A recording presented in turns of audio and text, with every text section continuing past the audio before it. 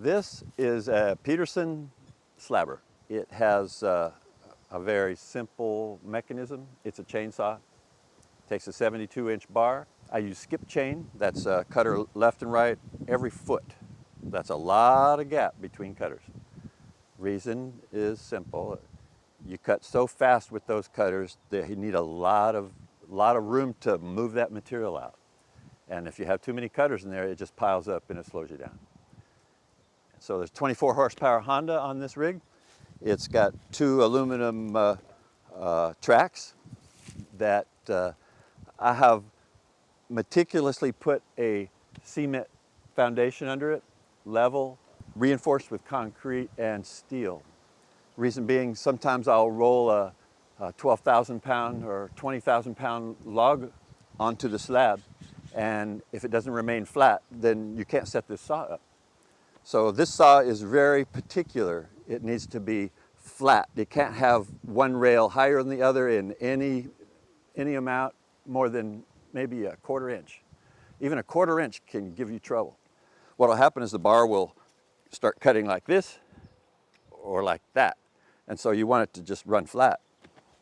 That is hard to do with this tool. There's a long learning curve and you'll use up a lot of material. This saw can cut this direction or this direction. And you can see it can cut a 30-foot log.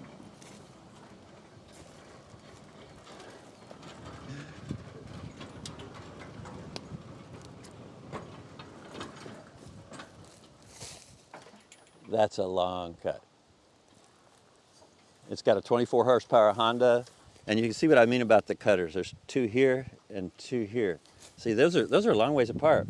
We're using this magical oiler that I built. It's just a tube with a can, but you know, whatever works. It's just absolutely no money spent on that. And all it has to do is oil the chain. There's no oiler on that side, so you kind of have to rig up something on this side. And the chain comes off a lot, and tensioning is right here. And you have to loosen the tension on that in order to take the chain off. And we resharpen it after it gets dull. It is just very difficult to cut flat with, and it's really noisy. So when I say that sometimes the bar can flex, look at that. Look how much flex this bar can go. So that's my baby right there.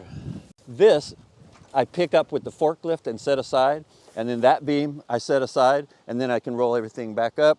I set that beam back on with the forklift, then I set this back on with the forklift.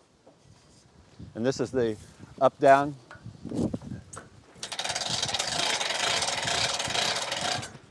And this is where battery sits, but I don't keep it on there because I only use the saw about once a year.